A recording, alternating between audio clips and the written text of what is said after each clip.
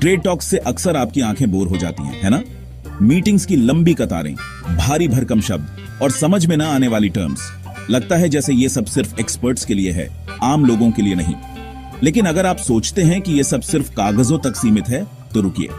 लेकिन ये India EU की टक्कर, मेरा यकीन करो, ये आपका ध्यान खींचने लायक है। ये सिर्फ दो देशों की डील नहीं, बल्कि दो अलग अलग सोच, दो अलग अलग सिस्टम्स की भिड़ंत है। यहाँ दांव पर है हमारी सेफ्टी, इंडस्ट्री और करोड़ों लोगों की रोजमर्रा की जिंदगी। बात यह है, यूरोपियन यूनियन चाहता है कि इंडिया अपने सख्त क्वालिटी कंट्रोल रूल्स में ढील दे। ईयू का कहना है कि उनके प्रोडक्ट्स पहले से ही वर्ल्ड क्लास हैं, तो इंडिया को बार बार चेकिंग की क्या जरूरत? क्यों?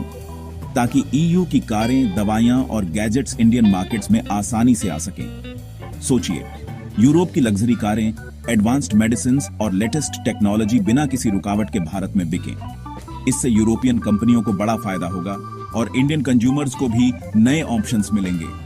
लेकिन इंडिया डटकर जवाब दे रहा है, कह रहा है, अरे हमारे स्टैंडर्ड्स तो हमारे लोगों को बचा रहे हैं। भारत का तर्क है कि सख्त क्वालिटी कंट्रोल से ही हमारे नागरिकों की सेहत और सुरक्षा बनी रहती है। आप भी यूरोप में ऐसा ही करते हो। यूरोप में भी तो बाहर के प्रोडक्ट्स पर सख्त नियम लागू होते हैं। तो फिर भारत क्यों अपने स्टैंडर्ड्स से समझौता करे? ये बहस सिर्फ व्यापार की नहीं, बल्कि आत्मनिर्भरता और सुरक्षा की भी है। लेटेस्ट नेगोशिएशन में ईयू ने सुझाव दिया, हमारे यूरोपियन बॉडीज को आपके मार्केट के लिए प्रोडक्ट्स को ऑनलाइन और जल्दी सर्टिफाई करने दो, यानी यूरोप में ही सर्टिफिकेशन हो जाए और इंडिया में बिना देरी के प्रोडक्ट्स बिक सकें। सुनने में एफिशिएंट लगता है ना? कागजों पर तो ये सिस्टम बहुत स्मार्ट दिखता है, कम समय, कम खर्चा और कम झंझट। लेकिन असल में ये सवाल उठता है कि क्या इससे इंडियन अथॉरिटीज का रोल कम हो जाएगा? लेकिन इंडिया को चिंता है, अगर यूरोपियन तय करेंगे कि इंडिया के लिए क्या सेफ है, तो असली कंट्रोल किसके पास होगा? क्या इंडियन रेगुलेटर्स सिर्फ दर्शक बनकर रह जाएंगे? और अगर कोई गलती हो गई तो जिम्मेदारी कौन लेगा? फार्मा वर्ल्ड में कहानी और दिलचस्प हो जाती है।